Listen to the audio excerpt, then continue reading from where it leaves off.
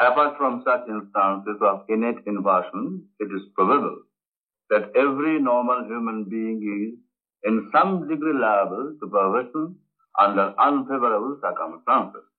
তাহলে তাহলে কি আমরা সবাই পারভার্টেড? হ্যাঁ, ম্যাকডুগালের থিওরি অনুযায়ী আমরা প্রত্যেকটি মানুষ টু সাম এক্সটেন্ট পারভার্টেড এবং অ্যাবনর্মাল। আচ্ছা, আমি যদি কোনো দোষ করি তাহলে সেটা তো অন্যায় হবে না? অবশ্য ফ্রয়েডিয়ান থিওরি বলছে যে মানুষ যখন কোনো অন্যায় করে বা অপরাধ করে তখন তার অজান্তে তার অবচেতন মনটা কাজ করে। তখন মানুষ তার মনের উপর কন্ট্রোলটা অ্যাবসলিউটলি হারিয়ে ফেলে। কিন্তু কেন এমন হয় দিদা, বলুন না।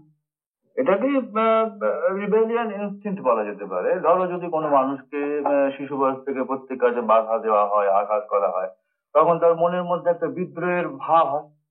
তখন সে ওই সমস্ত ওই নানা রকম খারাপ কাজ করতে চায়, অন্যায় কাজ করতে চায়। আর একটু বুঝিয়ে বলুন না। ডক্টর ফ্রিঙ্ক এক জায়গায় বলেছেন যে একটি ছেলেকে সিগারেট খাওয়ার জন্য তার বাবা এমন মার মেরেছিল যে তারপর থেকে ছেলেটি কোনো জায়গায় ওই নো স্মোকিং বোর্ড দেখলে পরে সেখানে আগে গিয়ে সিগারেট। তাহলে এর থেকে আমরা কি পাচ্ছি? যে ওই বাধা বা আঘাত পাওয়ার জন্য ছেলেটির অজান্তে তার অবচেতন মন কাজ করেছে, তার মনের উপর কন্ট্রোল সে একেবারে হারিয়ে ফেলেছে। কি হলো? আমার পিঠে যেন মনে হচ্ছে কি ঢুকেছে, একটু দেখুন না।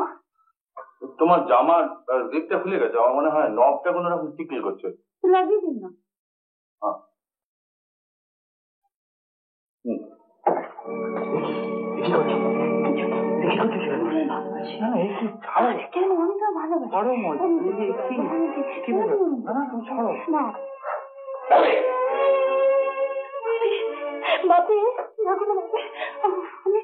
আমি কিন্তু কিচ্ছু করিনি, বিশেষ করে আমি কিচ্ছু করিনি। আমাকে না একাতে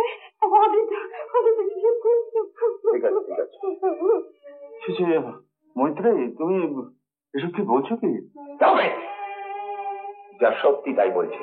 না না না, চমৎকার। এই আপনি কি বলছেন? এই তোমার শিক্ষা দীক্ষা? আপনি বিশ্বাস করুন যে আমি মৈত্রীকে ছোট বোনের মতো ভালোবাসি। I say shut up. কি আশ্চর্য! তোমার ভালো মানুষের মুখোশের আড়ালে এই নোংরা মনটাকে তুমি এতদিন ঢেকে রেখেছিলে। তুমি যে এতখানি নীচ এটা আমি কল্পনাও করতে পারিনি। Get out, I say get out. আপনি এ কথা বিশ্বাস করতে পারছেন? নিজের চোখকে তো আর অবিশ্বাস করতে পারি না, গরিবের ঘোড়ারও। হ্যাঁ, এইভাবে মিথ্যে কলঙ্ক মাথায় নিয়ে চাবুক খেয়ে চোরের মতো আমাকে চলে আসতে হলো। সুদীপ, তুমি এসব কথা আমাকে আগে বলনি কেন? কেন বলনি বলো? সবার কাছে তুমি ছোট হয়ে আছো। কি জানি, ওই লজ্জা আর আত্মগ্লানিতে আমার সব রকম গরিমান হয়ে গেল সব।